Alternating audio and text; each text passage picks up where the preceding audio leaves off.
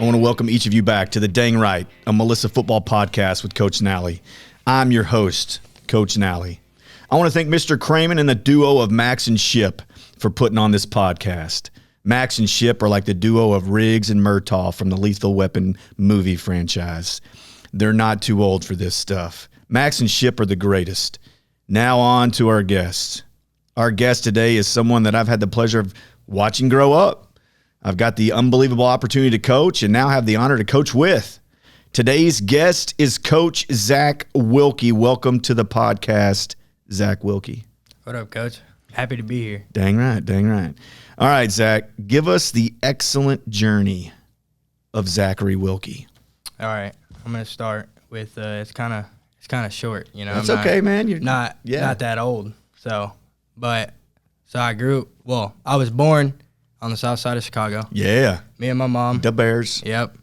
I got one younger sister right at the time. So I moved to Texas when I was about 11, I think. Yeah. And I remember we were moving down here, and my mom passed the exit to Melissa. Yeah. And I remember I was like, the Melissa, who would ever want to live in Melissa? That's a weird name. That's not. And my mom was like, where'd you see that? I was like, about a few miles back. We were in Anna.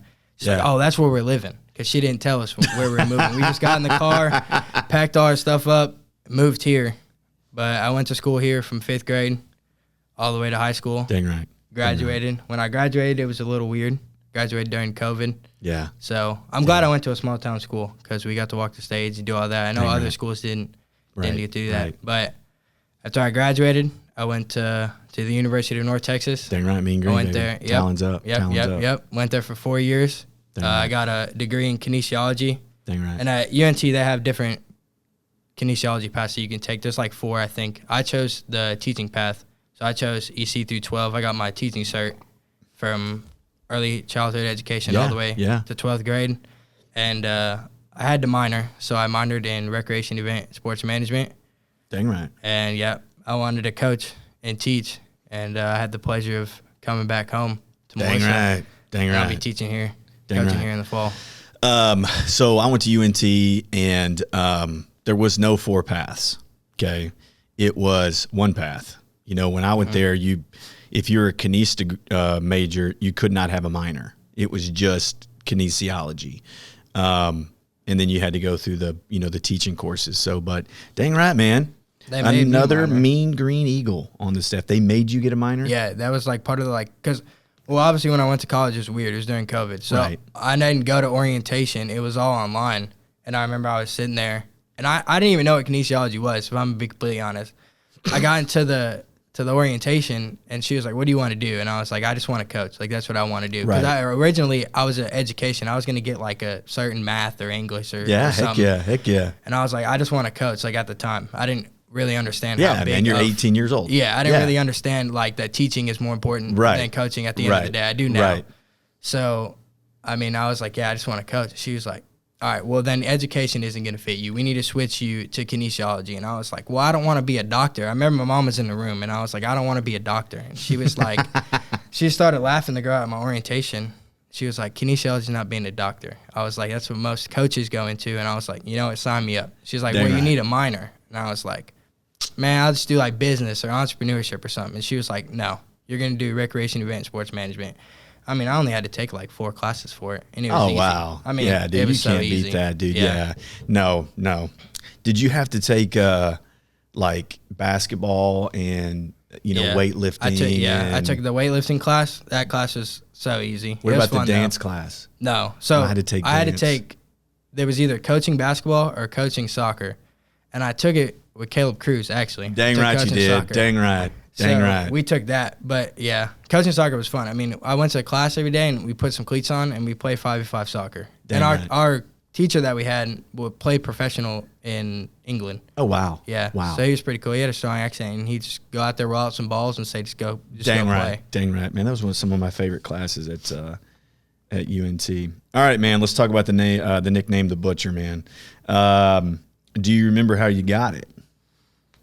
Yeah, I'm gonna say my part. Yeah, let's see. And then I think your part is way better than my part. Let's hear it, man. Let's hear it. But I remember that when y'all allowed us to start cutting freshman year, that was like the best thing to me because I've always been a little guy. Yeah. So me being able to make sure 100% that I could get the guy down, cutting was my thing. So I remember I used to cut freshman year all the time. And then on JV, Coach Alford used to always get mad at me because we'd be running inside zone and we would double team up to the backer and I'd cut the backer. now I'm in the way, and now the linebacker's in the way of inside zone. So now we're only getting 3-4 yards instead of us scoring. So I remember he used to rip me for it. But then I got onto varsity, and I just remember I used to just cut all the time, more than I did really ever. So I remember one day we're just walking around, and you and Coach Pickup just started calling me the butcher. And I was like, I just didn't really know, like I remember it because we came up with it like freshman, sophomore year. But I had completely forgotten about it. And when I got on varsity, that was like, you and Coach Pickup, that was your biggest thing, was just calling me the butcher because I cut. And I remember the other day when I came up here, you were talking about the other story with one of the new coaches. And I really didn't remember that story, to be completely honest. So I think you should tell that story. Well, it was, we're driving to Whitesboro. I remember it. We're driving to Whitesboro, and you and two other players, who were they? It was Josh Pittman and Brian Blackwell. Dang right. Yeah. And you guys were like the managers for that game. Yeah. And I can't remember what grade you're in, man. I don't know if it's your freshman or sophomore year. I don't remember. It was either probably freshman or sophomore. It was one of them. And I remember we were talking about, I was trying to give you guys pickup lines to, talk to girls or whatever and throw out some game and whatnot. And I remember that's when I found out that you were originally from Chicago. And I'm like, dude, you got to have some sort of mafia name if you're from Chicago. You can't go by Zach and be from Chicago. That's pretty weird. So, excuse me. And I remember thinking to myself, dang, man. And then we started going like, the knife man or whatever. I can't remember exactly what we were talking about. And, I remember going, man, you cut a lot in football, man. You do a great job of cutting. You got to do something like, the slicer, or something like that. And then, man, the butcher was born. I remember in that pickup truck, we were just like, the butcher. It was born. And it was born. So, but yeah, man, Zach, I'll be honest with you, dude. Every time that I've seen you, when I went to a few of those UNT practices and you were there, and anytime I've seen you around or talked to you, when I talk to coaches, I'm like, guys, I saw the butcher today, or I talked to the butcher today. So, well, man, does anyone else call you that besides Melissa coaches? Now, nobody ever called me it ever until I posted it on Twitter that I got the job here. And now everybody, I'll join an Xbox party, or I'll go to one of my friends. It's like, oh, the butcher's here. They're completely messing with me. Like, they think it's so funny to call it to me because everybody remembers it, but nobody remembered it enough to where now you post it and everybody sees it on Twitter. And the butcher's people back. are texting and calling me. They're like, so who calls you the butcher? Well, Coach Nally. It was really Coach Nally and Coach Pickup. They used to call it to me all the time. But I was like, yeah, and because my mom was like, who? What's the butcher mean? I was like, Mom, it's a long story. Well, man, let me ask you this, man. As a Melissa football player, what was the best thing that you got about being a part of the program? On the athletic side, I would say just every year I feel like I improved. Like from the time I was a freshman all the way until I was a senior, I feel like every year I got better because of coaching and being in the weight room and y'all just pushing hey, if you do the little extra things, you might not be able to tell now, but come the fall, you're going to be able to tell. Right. So it was always just y'all making sure that we had all of the stuff and all of the drive to be able to get better on the athletic side. Dang right. So I feel that was one. And then y'all just helped me grow as a person and as a man, I would say. Y'all really taught me discipline. It really started in the weight room. I remember we used to get into the weight room and it was stand straight up, feet together, hands behind their back. Everybody really, at the time, we didn't really understand. Right. It was like, this is stupid. Right. That I have to stand here as stiff. And if I move, we're doing 10 push-ups because I blinked, So I didn't understand it. I didn't understand it at the time, but now I understand it because, it really helped me, remembering the little things. It helped me a lot in college because when I went to college, it was during COVID, so it was really kind of weird, and it was new to me. So I mean, and it helped me because I worked at UNT. I worked for the football team, so just really remembering the small details and being disciplined enough to do everything really helped. Well, being newly hired here in Melissa as a coach, man, tell us why you want to be a coach and who got you interested in it. Well, I knew I always wanted to do something around sports. I mean, because ever since I was little, I mean, I've played every single sport, you know, since the time I was born. Yeah. So I knew that the path I wanted to take was being in sports, but I really didn't know what I wanted to do until I was probably about a junior or senior in high school. Right. And I think it really helped me going to a small town school because I could build connections with you and Alfred and Pickup and Hamilton and Russell and all these coaches on the offensive side of the ball, and just seeing how much joy and how much drive y'all had to come to school every day, to come to practice, really just made me, I was like, you know what, that's what I want to do. Because, I mean, I could have went being an agent. Had to go to school and do all this stuff. And I really thought about it. But I just knew, like, when I graduated, I remember when we graduated, everybody's walking, because we still got to graduate on the field. Everybody's walking and you're telling all the athletes that you had, like, hey, congrats. And I remember you pulled me aside and you're like, hey, listen, like, you're going to go to UNT, you're going to go these 4 years, you're going to work, you're going to do all this, you're going to pass, you're going to graduate, and you're going to give me a call. And I'm going to help you out, and I'm going to move things around, and I'm going to get you to work here. And at the time, I was like, you know, that's 4 years from now. You know, I still got to worry about, you know, I've never even been in a college class. Like, I got to worry about, I'm going to move away, you know. And we're here now, 4 years later. Isn't that crazy, I give you a call, and I was like, you know what? I remember. Like, I'll give him a call, see what happens. And, I mean, you made it happen. So, you made it happen, bro. I didn't make nothing. You did it. Well, let me ask you this, man. You just graduated from college. What would you tell younger athletes as they're going through the program? I would say just have fun. Don't take anything for granted. I mean, because one day it's gone. It's just like that. I mean, so just going to practice every day, hanging out with your friends, doing stuff in the locker room, working out after school, you know, the weight room, doing all this kind of stuff. Like, don't take it for granted. Right. Because, I mean, less than 1% go and play college football. Right. So, I mean, and it was really hard for me to hang it up just because, I mean, being in Melissa, being in a small town, that's a dream. I mean, you want to play on varsity, then you want to go play in college. And hanging it up was really hard for me. But that's why I wanted to pursue coaching because, I mean, yeah, I got to hang it up. I can't put the pads on and play, but I'm still around it.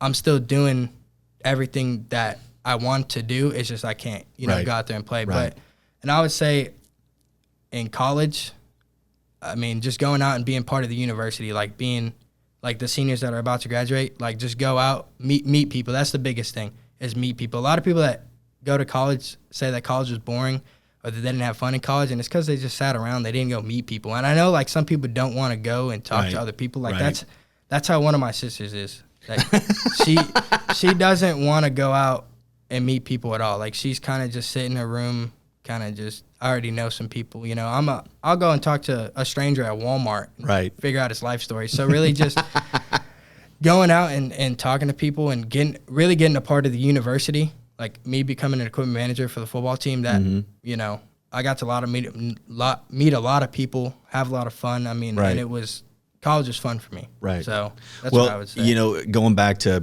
you know, that word fun, you know, I was talking to Bryce Martin.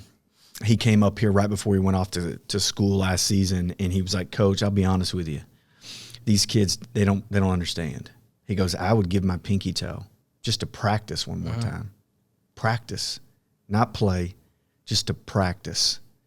He said, just make sure that these kids understand that once it's over, it's over. And you used two words that he said that day, and it's really funny because I've heard a lot of kids say these two words: make sure you're having fun and don't take it for granted. And I hope that's a message that all the kids here is, you know, I mean, have a great time, have fun, enjoy it, because it is a game. And not just that, like, you're having fun with your boys. Yeah. You know what I'm saying? But don't take the moment for granted either. All right, brother. If you could play one more game against one more team, who would it be and why? 100%, no doubt, the 2019 Lega team in the playoffs. There's not a single question about it. If I could snap my fingers right now and go back, I feel like there's everybody that was on that team would probably say the same thing. Yeah, yeah. Because the way that we lost was the most like, that's what you see in a movie. You see it in a movie. I mean, I remember right now, we went into the locker room up 20-7. We lost the year before. We got killed. Killed. I remember nobody even wanted to play that game by the time we went into the locker room. We were getting killed.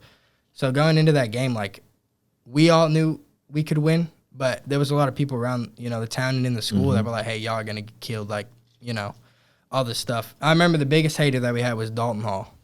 Dalton Hall was the biggest hater for us going into Waco La Vega. But remember, we went in 20-7 at half. We were on the locker room, like, we weren't really cheering. We weren't really ahead of ourselves. Like, we were all saying, like, hey, like, we got to lock in, like, they're a good team. Right. Remember, we come out, we get the ball, we get stopped. Our defense stops them. We take a kickoff, and Tone takes it back. Yep. I remember we scored, we're all hyped. Well, they got the ball, and we never saw it again in the third quarter. Yeah, yeah. So then we get the ball. We go down, we score a few times, they stopped us. But I remember we get to the fourth quarter, and the entire game, Jabray would get tackled, or Posey would get tackled, or Brendan, or somebody would get tackled, and they would strip the ball out on the ground, and they'd come up and they'd hold it. Well, they never got the call. I remember we're like, I don't know, we're on like the 20, 25-yard line, and they come up with the ball, and Jabray fumbled. I don't believe he fumbled. Right. Maybe he did. Maybe I'm just delusional, and we're all delusional. Nah, he didn't want to win. He didn't. He didn't fumble. But I remember they line up for a field goal, and that kid that got moved up was a freshman. Right. Never kicked on varsity. Never did anything. Right. Remember, he kicks, and he missed, and we lined up offsides. Yep. There's 4 seconds left, so they move him up 5 yards. He kicks it, and he drills it, and we lost. Yep. So there's not a single chance in the world that I would play any other game except for that game, because I know that we could beat them. Yeah, man. I'll tell you what, it was a good team. They went on and played for the state championship. Now they got beat. Yeah. But it was just that moment in that game. I was so proud of y'all, because obviously we lost some kids to the previous year, but La Vega was bringing everybody back. And I don't remember the score, Wilkie, when we played them when you were a junior. I couldn't tell you the score. I know it was I don't think anybody wants to remember the score. Yeah, they kicked our butt in between our ears. I remember that. But I was just so proud of y'all, the way that y'all had that from your junior year to your senior year, how you guys had came together as a team, but really like overcome adversity and believed in each other. And that was the biggest thing for me in that game. Well, let me ask you this, man. Coaching at UNT, what is the difference in the college experience to the high school one? So I didn't do a lot of, I guess, per se coaching, because I was an equipment manager at UNT, which is still like, everybody looks at it like, oh, all you did was wash clothes and all this. But I mean, yeah, that was one part of it, but there's a whole nother side to it. I learned a lot of like the back ends of how a practice is run. And, the players, they get to know the coaches and they get to do all this, but they don't like see the coaches making the scripts and seeing the coaches break down the film all the time and doing all this stuff. So the one thing that I learned is like the pace of high school to college is completely different. Like, it's way different. Like, in high school, you don't want to stop during team and, have to like break it down and like tell them how to do it. Or like, in high school sometimes, I know I did this. I would raise my hand and be like, hey, Coach Alford, I don't know what I'm supposed to do here. Right. In college, if you raise your hand and you ask what you're doing, you're getting pulled. It doesn't matter if you're the starting quarterback or you're the receiver or anything. If you don't know the play, I mean, it's just the pace. I mean, as an equipment guy, I was on the offensive ball, and I used to have to spot during team. And I mean, even if we had a question, you don't have rooms to ask questions. Like, if we got the script with, it's supposed to be on the 25 left hash. Right. So, like, I mean, if I put it on the 25 right hash, I mean, I'm getting chewed out. Right. Because it's in college, it's all about the time. You got to get as much in as possible in such a short amount of time without getting your players hurt. So I would really just say that, like, the pace and the intensity is a completely different world in college. I mean, even in the weight room, like, it's a completely different thing. Like, in the weight room, I mean, in high school, you kind of just walk from, I don't know how they do it now, but I remember we just used to walk from class, put on our clothes, kind of, we still had to get in there about a certain time. Right. But in college, it's, you legit have 4 minutes, and if you're not in there in 4 minutes, one, you're not working out, and if you're not working out, you're not playing. So And a lot of the kids in college, like if you don't want to be there, like the coaches aren't going to be advocates for like, hey man, you know, like, and I'm speaking for UNT. I'm not speaking for any other college. But I mean, at UNT, like if you don't want to be there, see ya. Like I don't need you. Like you're affecting me. And I know in high school, you know, if there's a kid that doesn't really want to be there, or in middle school, you know, you kind of got to be like, hey man, you know, like stay. You know, you might not want to be like, you know, hey man, stay, but you kind of have to. So in college, they don't care. You don't want to be here, see ya. Bologna sandwich and a bus ticket. I'll pull your scholarship. Your preferred walk on, your whatever you are.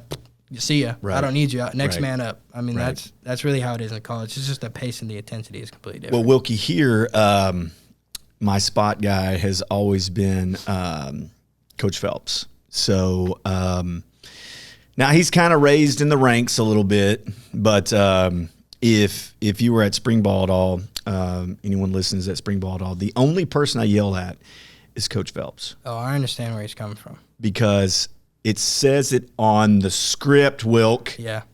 It says it there. Hey, middle left, 22. Middle left, 18. You know what I'm saying? Like, I know. Hey, I man, completely know. It's not that hard, bro. Yeah. Well, I mean, I remember one time at UNT, because my last year we got Eric Morris, Coach Morris. He's the new head coach. So he brought a whole new staff in. And the like intensity was on the offensive side of the ball was way higher. I mean, like, I was sweating. I felt like I was playing with how much we were running around. So I remember we were running. I think we were doing like red zone stuff, and I messed up the spot. And Coach Morris stopped practice to like cuss me out. Like stop the complete practice to cuss me out. And I look at the script, and they had messed up the script. On the script, it's because the GAs. They make it, and well, sometimes the GAs won't take ownership of like, oh, I messed up. They'll just be like, they'll start yelling at you too. Like, hey, it doesn't say right hash, it says left hash. And he stopped practice. He just completely cussed me out because I put it on like the right hash and it was supposed to be on the left. And this was like the day before we did our walkthrough. Yeah. But right before we leave. So I just remember I got cussed out, and I come back to the sideline, and my boss, Mike and Justin, they're like, dude, I've never really heard anybody get cussed out that bad, like ever. And I was like, Mike, Justin, look at the script. Like it says right hash. And I remember like we finished the practice, and Coach Morris comes up to me and he's like, dude, I'm sorry. They messed up. It was supposed to be left hash. But I was like, you know what, Coach, you're good. I understand, you know. Yeah. I completely get it. So Coach Phelps, you know, messing up, I remember I used to cuss him out in high school. And literally, I mean, and he used to get mad at, I mean, I would get mad too if a freaking 18-year-old kid is cussing me out, getting mad at me. And then I go to college and I'm doing the same thing he did. So, I mean, it was like kind of like a full circle moment. Oh, dude. Let me ask you this, man. Who is the most influential person in your career path? I'm going to have to say my mom. Dang right, and the Pittman family. Dang right. One that like my mom, I mean, it's me, my mom, and my two sisters. Yeah. So like my mom's always been my number one supporter. Mm-hmm. I mean, and going to college, she went to college, and her side of the family went to college, but nobody on my dad's side went to college, and I'm the oldest on both sides. Dang so right. My mom kind of sending me off was kind of hard for her. Mm-hmm. And she just, I mean, every day we talk, and she used to tell me like, because I went during COVID, so it was weird. I mean, everything was on. I didn't have my first in-person class till I was a junior. Oh, wow. College. Yeah. So, and by the time you're a junior, you know, you kind of need to know what you need to do. Yeah, bro. And, you know, your classes are getting hard now. It's not your basic welcome to college classes. Right. It's your major classes. So I just remember, I mean, I used to call her and be like, I don't know if this is cut out for me. Like, my first in-person class was A&P, was anatomy and physiology. Oh, yeah, bro. And in college, that class is hard. Oh, yeah. It's hard. And I had the hardest professor at UNT in the kinesiology program.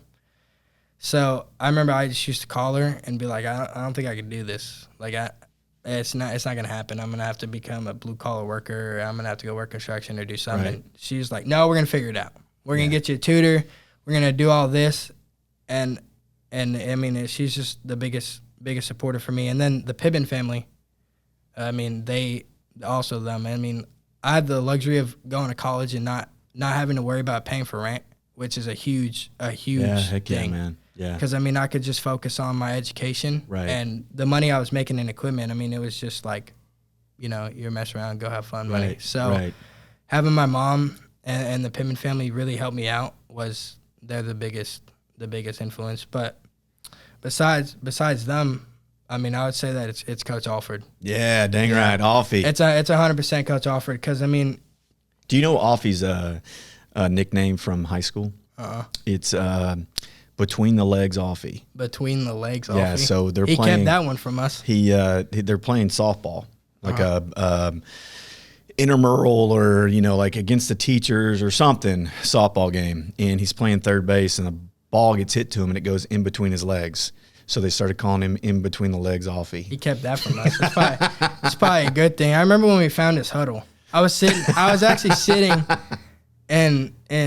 or Between the Legs Alfie, I'm sorry. I was sitting in Miss Alford's class. Mm-hmm. She was my English teacher. And I remember me and David Patrick, we were sitting there. And I was like, I'm going to go on huddle. I'm going to try to find Coach Alford's huddle.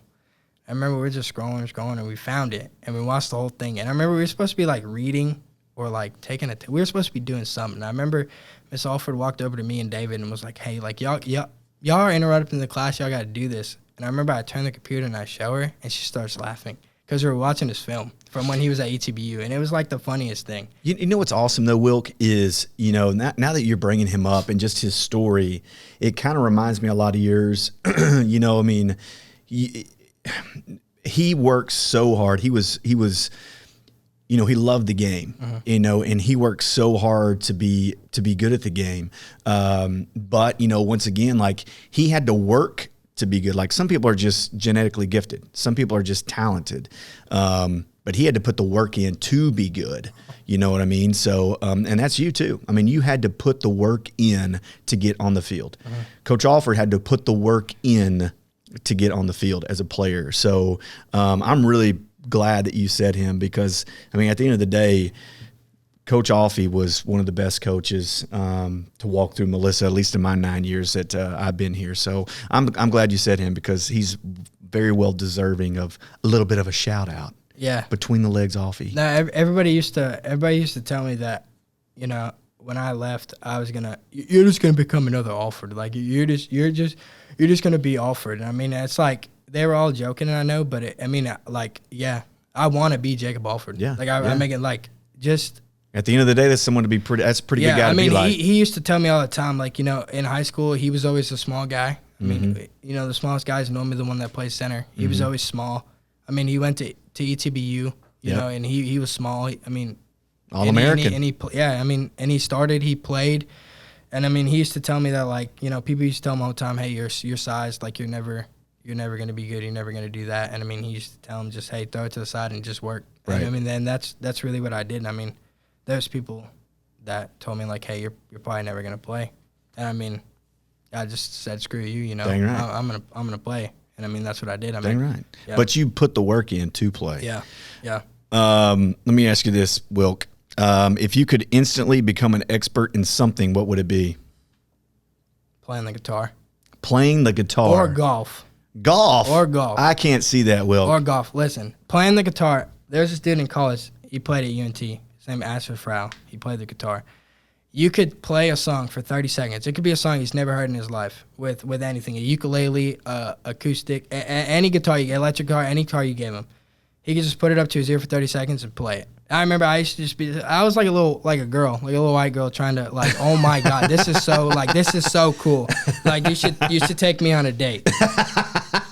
Like, and everybody used to do it. I mean, you could play any song in the world. He'd listen to it for 30 seconds and he'd just strum it out. Dang right, dude. That is pretty awesome, man. Or golf. Golf? I'm getting old. I'm still young. I'm only 22. Yeah, you're fixing to say you're getting old. I am getting old. I feel like I'm getting old. I'm getting older. And, like, I want to get good at golf. Like, I go to Top Golf, and I can hit the thing so far, but it's going left and right every time. And if I go play 18 holes, I'm going to hit somebody or something. Yeah, Wilk, I'm not very good at golf either, so Coach Dodge, who's now at Lovejoy, hit me up the other day and was like, hey, man, let's go play some golf. And I'm like, dude, I'll go play. But, I mean, I'm going to put some holes in some people's windows and stuff like that. If I had to become an expert in something, man, like, I think I'm going to go musical real quick. I do want to learn how to play the drums. I don't know why I'm obsessed with the drums, but I do want to learn how to do it. But dude, forging.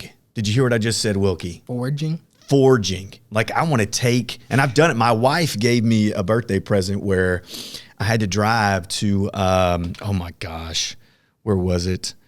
Winsboro. I had to drive to Winsboro for 2 days. And we took a piece of iron and we made a Bowie knife. Okay. Now, I mean, this guy, this older gentleman helped me out, but I want to be an expert at forging.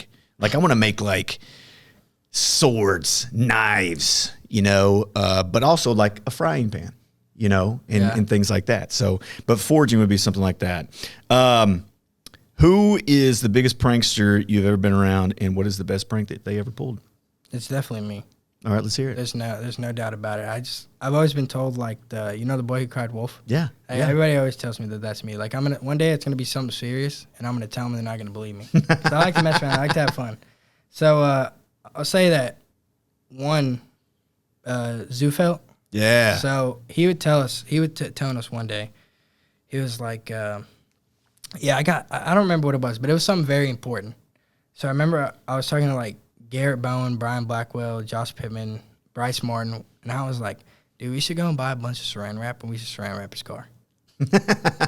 Because he had something very important. I don't know if it was an exam, but senior year I didn't have a first period. Dang so right. I could just, dang right. I could do it. So we waited until he fell asleep. It was probably like 2-3 in the morning. We had probably like $200-$300 for the saran wrap. We saran wrapped his car, and I remember he woke up obviously and he couldn't get in his car yet. His mom and dad were so mad; they had no idea who did it. And he ended up being late to whatever he had to do. And I remember we thought it was the funniest thing ever, and we didn't tell him until like 2 weeks later. But he was so mad.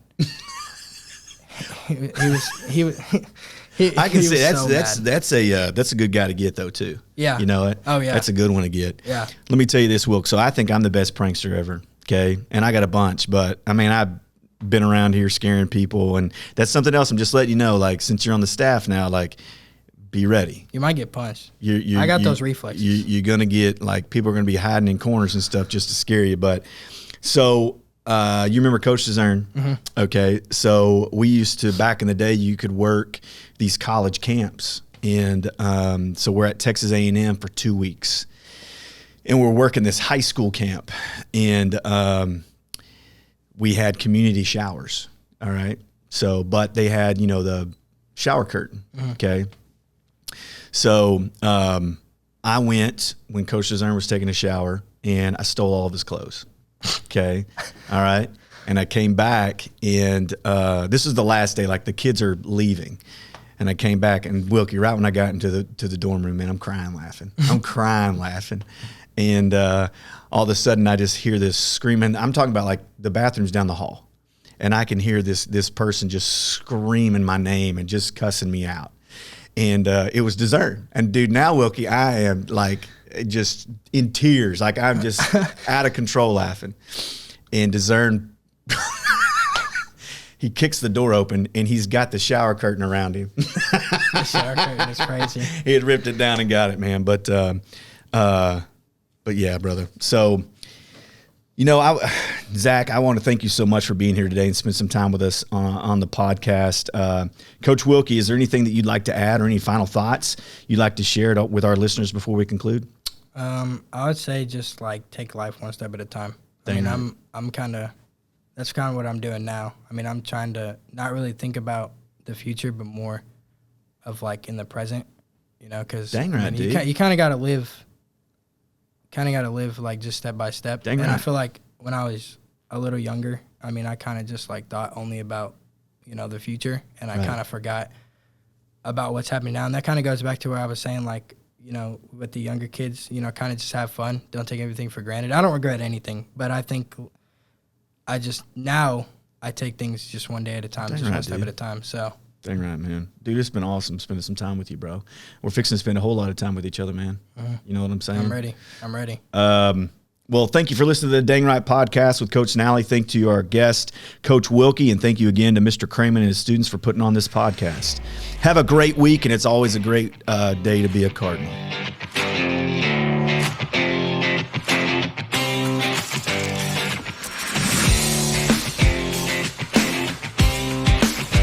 it.